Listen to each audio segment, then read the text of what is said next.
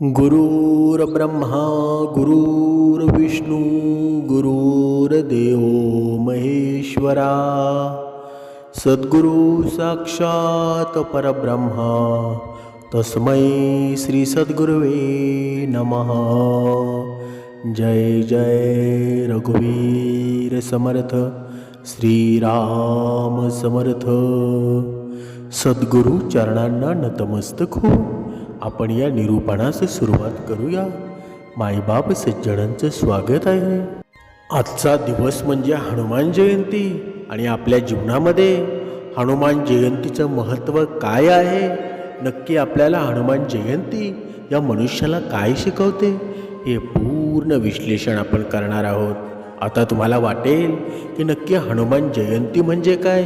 बघा, थोडक्या शब्दामध्ये सांगायचं झालं, भक्ती आणि शक्तीचं प्रतीक म्हणजे हनुमान जयंती समजा। बघा, भगवान रामांचे परमभक्त हनुमानजी होते ना, त्यांची अतूट शक्ती होती, अतूट भक्ती होती आणि धैर्य आपल्याला प्रेरणा देतं ना, म्हणजे संकटातून रक्षण करणं। बघा, असं म्हणतात की हनुमानजी आजसुद्धा आपल्या भक्तांना प्रत्यक्ष दर्शन देतात। म्हणजे या पृथ्वी तलावर आहेत ना, दोन देवता असे आहेत की त्यांचा अजून अवतार संपलेला नाही। पहिले म्हणजे हनुमानजी आणि दुसरे म्हणजे दत्तगुरु। या पृथ्वीचे बघा अन्नदाताच दत्तगुरु आहेत ना, आणि हनुमानजी आहेत ना। बघा, आपल्या भारत देशामध्ये आहे ना, तुम्ही हनुमानजींची बघा पवित्र मनाने जर भक्ती केली ना, एक ना एक दिवस हनुमानजी तुम्हाला दर्शन देतील। पण आपण मात्र कधी करत नाही। आणि संकटातून रक्षण करणारी देवता आहे ना, त्या हनुमानजींना मानलं जातं। म्हणजे बघा, हनुमानजींना संकटमोचन सुद्धा म्हणतात ना, म्हणजे त्यांच्या पूजा आराधनेनं अडचणी, भीती, नकारात्मक शक्ती या सर्व पळूनच जातात ना। म्हणजे जर आपली श्रद्धा असेल, जर आपले विचार पवित्र असतील, हनुमानजींवर आपला विश्वास असेल, तर आपल्या जीवनामध्ये आहे ना समतोल निर्माण झाल्याशिवाय राहणार नाही। पुढची गोष्ट म्हणजे आरोग्य आणि मानसिक बळ। म्हणजे हनुमानजींच्या प्रती आहे ना, हनुमानजींची निस्वार्थ सेवा आहे ना। आपल्याला बघा, हे सुंदरकांड वाचन तुम्ही कधी केलं आहे का बरं? हनुमान चालीसा, सुंदरकांड वाचन आहे ना, हे सर्व वाचलं ना की आपलं मन शांत होतं आणि आत्मविश्वाससुद्धा वाढतं। पण आपण मात्र या गोष्टी कधी वाचत नाही। पण आज हनुमान जयंती आहे ना, सकाळपासून ते संध्याकाळपर्यंत नक्कीच हनुमान चालीसा नाहीतर सुंदरकांड वाचा। आपल्या जीवनामध्ये आहे ना सकारात्मक बदल झाल्याशिवाय राहणार नाही। पुढची गोष्ट म्हणजे रामभक्तीचा संदेश। तुम्ही म्हणाल, आज हनुमान जयंती आहे, मग रामाचा उल्लेख का आहे बरं? पण रामाशिवाय हनुमंत आहे का बरं? बघा, आता आपण म्हणतो ना की भक्ती केल्यानं माझ्या जीवनामध्ये काहीच बदल होत नाही। पण तुम्हाला सांगायचं झालं ना, भक्ती केल्यानं हनुमंताचा उद्धारच झाला ना। कसा झाला बरं? बघा, रामाची भक्ती केली, पण रामाची नक्कीच भक्ती केली, पण या भारत देशामध्ये असं गाव नाही जिथे हनुमंताचं मंदिर नाही। तुम्हाला भले रामाचं मंदिर दिसणार नाही, पण हनुमंताचं मंदिर आहे ना, सर्व ठिकाणी दिसलं जाईल। म्हणजे हा भगवंत आहे ना, आपण भगवंताची जर भक्ती केली ना, तर त्याच्याकडे असेल नसेल ते सर्व देऊन टाकतो। पण आपला विश्वासच नसेल तर आपली भक्ती श्रेष्ठ होईल का बरं? कधीच नाही। हनुमान जयंती आपल्याला हे शिकवते, म्हणजे वाईटावर चांगल्याचा विजय। हनुमानजींच्या पराक्रमातून नेहमी सत्य, धर्म आणि चांगुलपणाचा विजय झाला ना। आणि तो सुद्धा संदेश मिळतो की जर तुम्ही चांगले कर्म केले ना, तर शेवट तुमचा चांगलाच होणार आहे। बघा, पण या हनुमंत जयंतीच्या दिवशी बघा, तुम्ही श्रद्धेने हनुमंताच्या मंदिरात जात असाल, त्यांची सेवा करत असाल, तर उद्याच्या दिवशी आहे ना, बघा तुम्ही उपवास करा। आणि जर तुम्ही बघा पवित्र मनाने जर उपवास केला ना, तर वर्षभर आहे ना तुम्हाला त्याचा फायदासुद्धा होणार आहे। बघा, म्हणून हनुमान जयंती आहे ना, बघा ज्याप्रमाणे हनुमानानं आपलं शरीर एवढं शुद्ध आणि सात्विक ठेवलं होतं ना, बघा एवढं बळदंड ठेवलं होतं. असं म्हणतात ना की आपलं शरीर जर सुदृढ असेल ना तर आपण भक्ती करू शकतो. आणि हनुमान जयंती आपल्याला हेच सांगते की प्रत्येक मुलानं व्यायाम करावा. आपलं शरीरच चांगलं नसेल तर आपल्या जीवनामध्ये भक्ती चांगली घडेल का बरं? त्यासाठी आहे ना, आपल्याला जेवढी भक्तीची गरज आहे ना तेवढी शरीराची सुद्धा गरज आहे. नुसतंच राम राम करून चालणार नाही, आपलं शरीरसुद्धा सुदृढ व्हावं लागेल, तेव्हाच आपण भक्ती करू शकतो. तसं आपण करू शकतो का बरं? कधीच नाही. म्हणजे हनुमंतरायांनी या सामान्य माणसाला सांगितलं की आपलं ही खरी धनसंपत्ती आहे ना, हे आपले शरीर आहे. बघा, आपण एका उदाहरणाद्वारे स्पष्ट करू.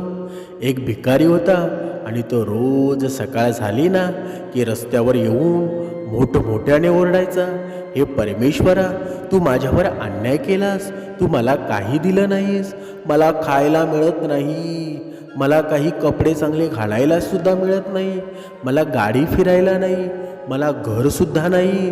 तो ज्या रस्त्यावरून ओरडत जायचा ना त्याच रस्त्यावर एका गायकाचे घर होतं आणि तो दररोज सकाळी रियाजासाठी बसायचा आणि नेमकं त्याच वेळी तो भिकारी ओरडायला लागायचा. त्यामुळं त्याच्या रियाजामध्ये व्यत्यय यायचा. एके दिवशी भिकारी ओरडत असताना तो गायक बाहेर आला आणि त्यानं त्या भिकाऱ्याला बोलावलं. भिकारी आला आणि मान खाली घालून उभा राहिला. गायक म्हणाला, मी जे सांगेल ना ते तू मला देशील का बरं? तर मी तुला त्याच्या बदल्यामध्ये पैसे देईल. भिकारी त्याला म्हणाला, मी भिकारी, माझ्याजवळ काय आहे बरं जे मी तुम्हाला देईल? अशी कोणतीही वस्तू नाही माझ्याजवळ. बघा, गायक म्हणाला, तुझा एक मला डोळा दे, मी तुला त्याचे 1000 रुपये देईल. भिकारी विचारात पडला, काही बोलत नाही. त्या म्हटल्यावर गायक म्हणाला, कमी वाटत असतील ना तर 10,000 रुपये देईल. भिकारी पुन्हा गोंधळून गेला. तो हिशोब करू लागला, 1 डोळा 10,000, 2 डोळे 20,000, अवयव दान केले ना तर लाख रुपये माझे, म्हणजे हातपाय नाक, बापरे किती लाख मुळाचं शरीर आहे. माझा हृदय, मेंदू, बापरे मी एवढा हट्टाकट्टा आहे, तरीही मी ओरडत होतो. देवाने मला काहीही दिलं नाही. तो आपल्यासारखा भिकारी बघत असे, काही आंधळे, काही डोळे पांगळे, बहिरे, आणि आपण तर धड धाकड आहोत तरी भीक मागतो. त्याला याची जाणीव झाली. आपण कष्ट करून स्वाभिमानानं जगलं पाहिजे. देवाने दिलेलं शरीर आहे ना म्हणजे संपत्तीच आहे.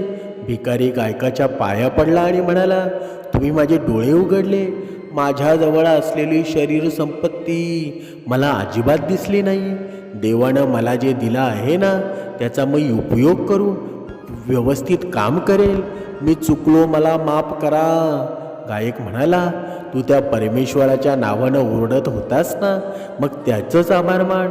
म्हणजे या कथेचं तात्पर्य काय बरं?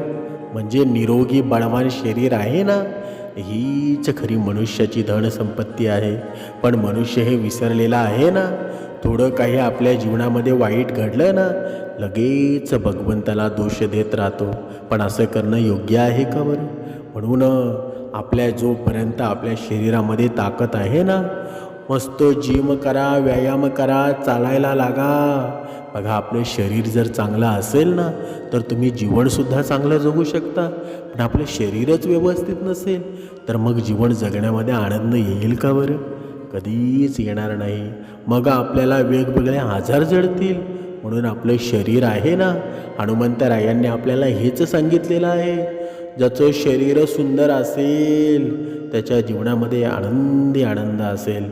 म्हणून बघा, समर्थ रामदास स्वामींनी देखील आहे बघा, जिथे हनुमंतरायांची मंदिरं निर्माण केली ना तिथे व्यायामशाळासुद्धा बांधल्या. म्हणजे हनुमंत, बघा तुम्हाला आठवतं आहे का? बघा, पहिलेचा काळ होता ना जिथे पहिले व्यायामशाळा नसायच्या. मग हनुमंताच्या मंदिरातच मुलं व्यायाम करायची. आणि म्हणजे समर्थ रामदास स्वामींना, म्हणजे आपले हे संत होते ना, संतांना अगोदरच माहीत होतं की जर मनुष्य व्यायाम करू शकेल ना तर त्याचं जीवनमानसुद्धा सुधरेल. पण आपल्याला अजून कळतं का बरं? कधीच कळत नाही. आता आपण पाहूया, कारण हनुमान जयंती असल्यामुळं हनुमंतरायांचा नक्की जन्म झाला कसा हे सुद्धा पाहणं गरजेचं आहे. बघा, एका अंजना नावाची एक अप्सरा होती आणि ती भगवान इंद्र यांच्या दरबारामध्ये काम करायची. तिचं काम बघून भगवान इंद्र तिच्यावर खुश होते आणि तिला बोलावून हवं ते मागायला सांगतात. तेव्हा अंजना सांगते की हे देवा, तुम्ही मला भेटलेल्या श्रापापासून माझी मुक्ती करून द्या. तेव्हा ब्रह्माजीनं विचारल्यावर अंजना सांगते की ते एकदा पृथ्वीवर बालकृपामध्ये खेळत असताना तिने एक वानराला तपस्या करताना बघितलं. तिला ते फार मजेशीर वाटलं म्हणून ती त्याच्यावर काही फळं फेकली. त्यामुळे त्याची तपस्या भंग झाली. त्या ऋषींनी डोळे उघडून क्रोधानं तिच्याकडं बघितलं आणि तिला श्रापसुद्धा दिला की तू कोणाच्या प्रेमात पडशील तर त्याच क्षणी ती वानर बनेल. तेव्हा तिनं घाबरून त्या ऋषीला प्रार्थना केली की त्यांनी त्यांचं श्रापापासून मुक्ती करावी. तेव्हा ते ऋषी तिला सांगितलं की मी हे श्राप मागे घेऊ शकत नाही. तू ज्याच्यावर प्रेम करशील ना तो वानरमुखी माणूस असेल. हे ऐकून भगवान इंद्र तिला सांगतात, हे अंजना, मी तुला या श्रापापासून मुक्त करू शकत नाही, पण तुला एक सांगतो की तू काही काळासाठी पृथ्वीवर जाऊन राहा. तेथे तुला तुझे पती भेटतील. तुझं लग्न झाल्यावर पुत्रप्राप्तीसाठी भगवान शिवजी उपासना कर. पुत्र जन्म झाल्यावर तुला या श्रापापासून मुक्तता मिळेल. म्हणजे अंजना, बघा, हनुमंतरायांच्या मातेचं नाव अंजना होतं. ती अंजना पृथ्वीवर जाऊन राहू लागते आणि एके दिवशी दूर एक मनुष्य वाघासोबत युद्ध करताना दिसतो. ती त्याच्या प्रेमामध्ये पडते आणि माणसानं तिच्याकडं पाहताच त्या क्षणी अंजनाचं वानरामध्ये रूपांतर होतं. हे बघून अंजना रडू लागते आणि तो मनुष्य तिच्याजवळ येतो आणि तिला विचारपूस करू लागतो. तेव्हा अंजना तिच्या श्रापाबद्दल पूर्ण कहाणी सांगते आणि त्याच्याकडे बघते. तेव्हा तिला तो वानरमुखी मनुष्य दिसतो. तेव्हा तो मनुष्य सांगतो की तो माणूस नाही आहे, तो वानरांचा राजा केसरी आहे. त्याला भगवान शिवकडून वरदान मिळालेलं आहे. त्यानं तिला त्याच्यासोबत लग्न करायला सांगितलं. अंजना आणि केसरीनं, बघा, जंगलामध्ये जाऊन लग्न करतात आणि ते तिथे एकत्र राहू लागतात. भगवान ब्रह्मानं सांगितल्याप्रमाणे अंजनानं पुत्रप्राप्तीसाठी भगवान शंकराची पूजा केली आणि तिची तपस्या बघून भगवान शिव तिच्यावर प्रसन्न झाले आणि तिला वरदान दिले की ते तिचा पुत्र म्हणून जन्म घेतील आणि त्यामुळं ऋषीने दिलेल्या श्रापापासून तिची मुक्तता होईल. आणि पुढे एके दिवशी अंजना भगवान शिवची पूजा करत असते आणि दुसरीकडे अयोध्येचा राजा दशरथ पुत्रप्राप्तीसाठी यज्ञ करत असतो. तेव्हा अग्निदेव प्रसन्न होऊन वरदानाच्या रूपामध्ये राजाला पायस देतो आणि त्याला त्याच्या पत्नींना द्यायला सांगतो. राजा दशरथ त्यांची मोठी पत्नी कौशल्याला पायस देत असताना एक घार थोडं पायस घेऊन उडते. ती उडत वनातून जात असताना अचानक वादळ सुटतं आणि हे वादळ वायुदेव घडवून आणतात आणि त्या वादळामुळं ते पायस वंजळ करून शिवमंत्र जपत असणाऱ्या त्या अंजनीच्या हातामध्ये पडतं. भगवान शिवचा प्रसाद समजून अंजनाने ते पायस प्राशन करते आणि काही दिवसानंतर अंजनानं एक वानरमुखी पुत्राचा जन्म होतो. ते बघून राजा केसरी खूप आनंदित होतात. पुत्र जन्मामुळं अंजना ऋषीनं दिलेल्या श्रापापासून मुक्त होते आणि ती ब्रह्मलोकामध्ये परत निघून जाते. हे हनुमंतांच्या जन्मांची घटना आहे ना, ही सूर्योदयाच्या वेळी चैत्र पौर्णिमेला या दिवशी घडलेली आहे. म्हणून या दिवशी हनुमान जयंती आपण साजरी करतो. बघा, मारुतीला हनुमंत का म्हटलं जातं, आता त्याचं उत्तर आपण पाहूया. एके दिवशी मारुतीराया खेळत असताना त्याला सूर्य दिसतो आणि त्याला तो एका फळासारखा वाटतो. म्हणून तो सूर्याच्या दिशेने उड्डाण करू लागतो. सूर्यदेव मारुतीला येताना बघतो, म्हणून तो आपले प्रखर किरण वाढवतो, पण बाळक मारितो सूर्याकडे उडत जातो. हे बघून घाबरून सूर्यदेव इंद्राकडे जातो आणि त्याला सगळी हकीकत कथन करतो. तेव्हा इंद्रदेव मारुतीजवळ जाऊन त्याला समजवण्याचा प्रयत्न करतो की हे फळ नाही, ते सूर्यप्रकाश देणारा सूर्य आहे. तू जेथून आला आहेस ना तेथे तू परत जा बाळा. पण बाळक मारुती त्याच्याकडे दुर्लक्ष करून परत सूर्याकडे उडत जातो. हे बघून इंद्र क्रोधित होतो आणि तो मारुतीच्या दिशेने वज्र फेकतो. त्यामुळे ती हनुवटी आहे ना ती छाटली जाते आणि तो पृथ्वीवर पडतो. पृथ्वीवर भ्रमण करत असताना वायुदेवाला मारुती मूर्छित पडलेला दिसतो. हे बघून तो क्रोधित होतो आणि विचारतो हे कोणी केलं, पण कोणाकडून उत्तर मिळत नाही. म्हणून तो मारुतीला घेऊन पाताळामध्ये जातो. त्यामुळं पृथ्वीवर वायू म्हणजे हवा वाहणं थांबते. त्यामुळं पृथ्वीवर पशु प्राणी मानवसह सर्व मरू लागतात. हे बघून सूर्यदेव ब्रह्माकडे जातात आणि त्यांना सगळी हकीकत कथन करतात. तेव्हा ब्रह्मदेव इंद्रदेवाला घेऊन पाताळामध्ये जातात आणि वायुदेवाला पृथ्वीवर परत चालण्यास विनंती करतात. पण वायुदेव मात्र पृथ्वीवर येण्यामध्ये नकार करतात. तेव्हा ब्रह्मदेव मारुतीला स्वस्थ करतात आणि मारुतीला वरदान देतात की कोणतेही शस्त्र त्याला मारू शकणार नाही. आणि इंद्रदेव बोलतात की आजपासून मारुती चिरंजीव राहणार आणि त्याच्या हनुला वज्रने छाटले म्हणून मारुतीला हनुमान असं म्हटलं जाईल. हनुमान आता आपण पाहूया हनुमंताचा रंग शेंद्री का आहे बरं. बघा, आपण ज्या मंदिरामध्ये आपण जातो ना, हनुमंताचा आपण पूर्ण अंग शेंद्रीच पाहतो. पण हे शेंद्री का असावं बरं, त्याचं सुद्धा कारण आहे. एकदा सीता स्नान झाल्यावर कपाळाला शेंदूर लावते आणि तेव्हा हनुमान त्यांना कारण विचारतात. सीता सांगते की रामाचं आयुष्य वाढवण्यासाठी ते शेंदूर लावतात. हनुमान रामाचा परम भक्त म्हणून हनुमान आहे ना सर्व अंगाला शेंदूर लावतात. म्हणून हनुमंताचा रंग शेंद्री आहे ना. आता हनुमंताला शेंदूर आणि तेल का अर्पण करतात बरं. बघा, हनुमान द्रोणागिरी पर्वत घेऊन जात असताना भरत त्यांना बाण मारतो, तेव्हा त्यांच्या पायाला दुखापत होते. तेव्हा ते शेंदूर आणि तेल लावतात, त्यामुळे त्यांची दुखापत बरी होते. म्हणून हनुमानाला शेंदूर आणि तेल लावतात ना. बघा, अशा हनुमंताच्या बऱ्याच कहाण्या आहेत, बऱ्याच गोष्टी आहेत. पण मनुष्यनं हनुमंतरायांकडून काय शिकावं बरं. आपण आहे ना, आपल्या अंगामध्ये किती जरी ताकद असेल ना तरी आपण नम्र व्हावं. जो नम्र असेल ना त्याला भगवंतसुद्धा भेटतो आणि जीवनामध्ये तो सक्सेसफुलसुद्धा होतो. म्हणून हनुमान जयंतीमध्ये आपण हेच शिकावं. नम्र झाला भूता तेणे कोंडिल्या अनंता. जो नम्र झाला ना त्याचा विजय झाल्याशिवाय राहणार नाही. म्हणजे हनुमानांचं चरित्र आपल्याला हेच शिकवतं की गुरुपेक्षा सुद्धा शिष्याचं नाव जास्त व्हावं.